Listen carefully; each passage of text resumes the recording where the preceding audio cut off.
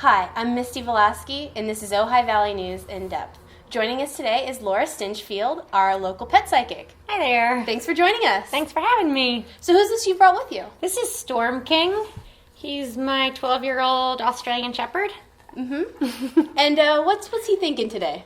Stormy, what are you thinking today? Do you want to say anything?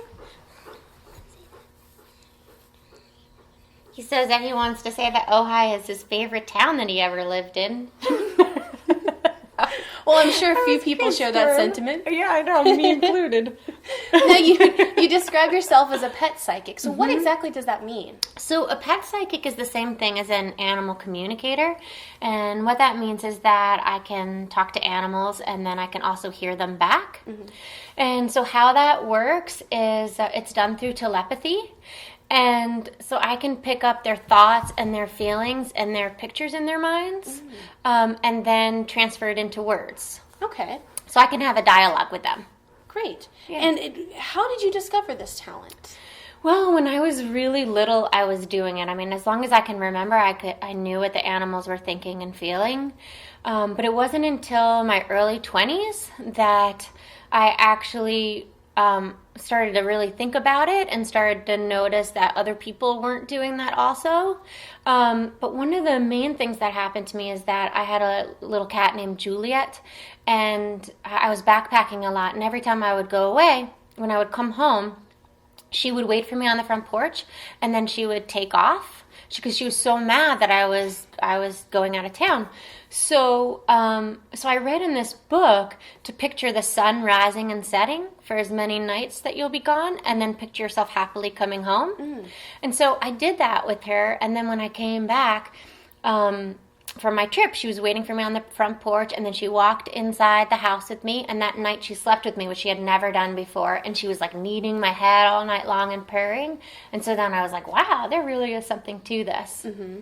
So I lived in New York at the time, and I moved out to California, and I studied with a woman named Carol Gurney, and she's one of the pioneers in the field, and she's in Agora Hills. And during my first session with her, when I came home, I had a little shepherd coyote dog, and I said to her, Lala, how are you feeling? And I heard really clearly in my head, Mom, I'm dying inside. And I said to my boyfriend, Lala says she's dying. And he said, oh, you're crazy, because she was still hiking with us. And, you're just making that up, or you're just worried, or, we were making all sorts of excuses why that wasn't so. And 2 months later, she died suddenly of cancer. So, yeah. So it made me really think about it and start studying it until now it's my full profession. Mm-hmm. So you sort of honed your craft over the years. Yeah, it's a lot of study about what's coming from me, what's coming from the other animal, or what's coming from the animal, and then also what's coming from the people around me, because the thoughts and feelings, everything's so subtle, and so it's just tuning out, for instance, I say things like if you walk into a room and there's a lot of excitement, you might all of a sudden start to feel excited, but it might not be your emotion that you had at first. You might be picking up on everybody else's. And so just sort of weeding out what's coming from you and what's coming from someone else, if that makes sense. Absolutely, actually. So what kind of animals are you talking to? Oh, I talk to all animals, all domesticated animals, so cats, dogs, birds, snakes, pretty much any type of pet, horses, and then I've also spoken to exotic animals, so like tigers and a grizzly bear, or eagles, hawks, pretty much anything I can talk to. So there's nothing really that you couldn't talk to? No, there is nothing. Wow. And do they speak English? How are they communicating with you? Yeah, that's a good question. I actually hear it in words, like they're talking to me. So somehow my mind is transferring their thoughts, their feelings, and the images in their minds into words. Mm-hmm. So everyone gets it differently. So if you're with a pet and all of a sudden you see a picture of like a water bowl, or if you see a picture of the door in your head, they might be telling you that they want some water, they want to go outside. Mm-hmm. So. And do they experience emotions like humans do? Oh, yeah, they do. Very much so. Very much like children. Mm. So, yeah, they can get sad and worried and happy. I mean, people see that their dogs are happy all the time when they're playing, but they can pick up things about our lives. Like if people are going through divorce, they can pick up like the problems in the house, and they notice a lot about how people communicate with one another, and so they talk a lot about how people should communicate, how people should be clearer, how people should be. They talk about that people don't necessarily always say what they're thinking. So, for instance, they might be saying to their dog to come, but they might be thinking in their head, oh my gosh, this dog is going to be chasing the squirrel. So it's really important to match up what you're thinking with what you're saying, what you're picturing in your head. And do animals have a concept of mortality, even if they're not sick? So like a concept of death? Yes. Yes, they do. But it's just like people. Like some animals know a lot about death, and they know a lot about the dying process, and they believe strongly that there is an afterlife. A lot of them can see spirits, or can see spirits that come to help their people when their people are in trouble, or their people are dying, or if their animal friends are dying. But some of them are also very frightened of death, and they don't really know what it is, and they know that it can come with a lot of pain, and they don't know how that pain will end and where they go afterwards. So it's kind of like people, some of us have a strong view of that there's something afterwards, and others don't. Yeah. Now, recently you wrote in the Ojai Valley News in your column about the Australian floods and fires and the animals there and the suffering that you had felt from them. Right. Last night we actually had that big earthquake in Japan. Right. Have you been feeling anything from that yet? It's really interesting. I haven't spoken to any of the animals yet about that, but yesterday we were down on. I went to Santa Barbara, and when I was getting closer to Santa Barbara, I just had this like anxiety feeling in my body, sort of like I drank too much caffeine. But I had like carrot juice and apple juice before, so I knew it wasn't that. And I actually said to my friend once I got to Santa Barbara, it's such a strange feeling in my body that, like, I don't think I can stay here. And he says, you don't go shopping, just go home. But I had to pick up some of Stormy's thyroid meds. So we went to the vet, which is close to the beach. And so actually, when we got to Santa Barbara, too, Stormy was panting a lot. And I was like, what is wrong with him? And he's like, I feel really nauseous. And so we got out to go to the beach, and Stormy wouldn't go to the beach. And he loves the beach. He's like a dog, they love the beach. And I said, why won't you go to the beach? He's like, I don't think we should go to the beach. So we actually got back in the car and went home. So I don't know if we were picking up something, but I wouldn't be surprised. Like the time where around Christmas time where there was the big tsunami, I asked Stormy the next morning, I said, did you feel anything? And he said, Mom, angels and evil were fighting, and angels won, but they're crying. Oh, wow. I know. It gives me chills. I know. So, but it was interesting. I've been thinking about it all day today, that I should talk to like the whales and the dolphins that are out in the Channel Islands, or near the Channel Islands, and ask them if they feel anything. Yeah. And so he sort of gave you a foreshadowing, but have you ever been actually warned of an impending situation that you were able to avoid?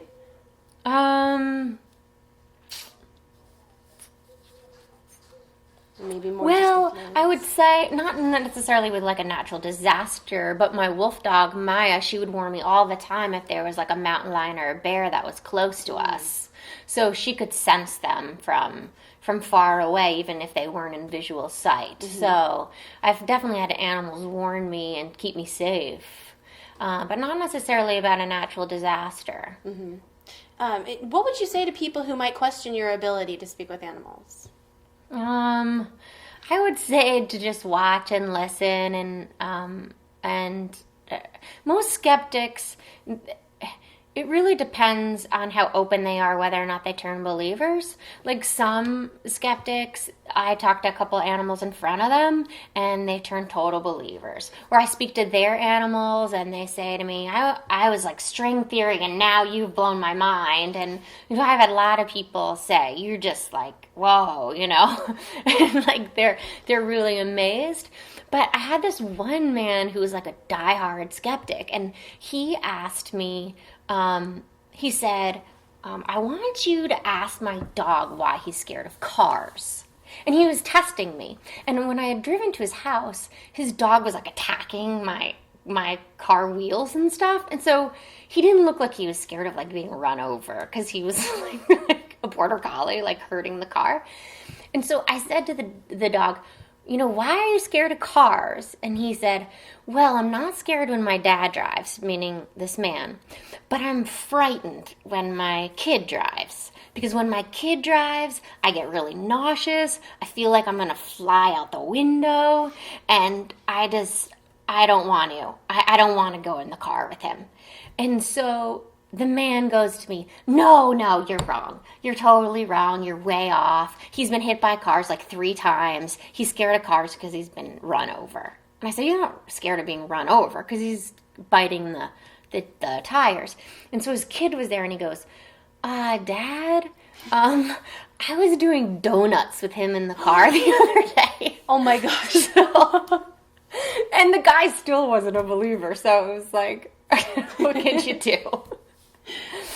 So can anybody learn to speak to animals, or are you just like a specific gifted type of person? Well, I believe that anyone who has the desire to learn can definitely learn. Mm-hmm. So, and I think people are doing it all the time and they don't realize that they're doing it. People can, as long as you're clear in what you're saying and what you're picturing in your mind, and you stay away from using negatives. So for instance, if you don't want your dog to jump on you, you want to tell him off or all fours on the ground, rather than saying don't jump. Because if you say don't jump, then you picture him jumping on you. It's a contradiction. Yeah. So you have to be really careful. They pick up on the images first. Mm-hmm. Well, actually, body language first, and then the images, and then your voice. So pretty much, if you're clear, your animal is getting what you're saying. Mm-hmm. And as to getting it back, it's just study and practice. And so, yeah, I really believe if you have the desire to, you can. You can definitely learn. And you don't also only just talk to animals, you're also a medium for humans. I am, yeah. I talk to people who have passed away. Mm-hmm. And how is that? It's great. It's really wonderful to be able to connect people with their loved ones that have passed on the other side. Mm-hmm. And for animals that have passed on the other side too. With people, a lot of times the loved ones want to make amends to their people here on earth, and so it's really nice for them to be able to do that. Mm-hmm. So it's a lot harder for me emotionally to do people medium work. I mean, I love it, but my heart is really with the animals. People are a lot harder, in my opinion, and everyone is probably different, but I feel like the animals have better boundaries. When the session is over, they leave. Mm-hmm. People's spirits kind of hang around more. Oh. So. Do they come to you, or are you going to them? I mean, is it like, are you dialing, heaven, so to speak? Yeah, that's a good question. The way I work is, yes, I feel like I have to know who I'm going to talk to, and then like I dial whoever they are. But other mediums are different. They just kind of let it open to see who comes. I feel more comfortable knowing who I'm going to talk to and then talking to them. Sure. So that's just how I work. Mm-hmm. Now, you've gotten a bit of media attention outside of Ojai, too. Mm-hmm. Let's talk about some of the media that you've been with. Well, let's see. I've been on Good Morning Texas in Dallas. I just had an article come out in LA Confidential, which is a magazine in LA, and that's this month. That's March issue. And yesterday morning, I was on Q100 Atlanta radio station. That was nice. So, yeah, I'm pretty much kind of all over the place. I was in Britain, and so. Very cool. Yeah, it's great. So what's coming up next for you? Are you working on anything in specific? Well, I'm working on a children's book. So I've been working on that, and then I've been trying to get a TV show for years. So hopefully one day that will actually manifest. Well, as soon as you find out some more information, definitely let us know. Yeah, I will for sure. Thanks so much for being here today, Laura. Thanks for having me. Yeah, it was Absolutely. great fun. I'm Misty Velasky. This is Laura Stinchfield. This has been Ojai Valley News in Depth.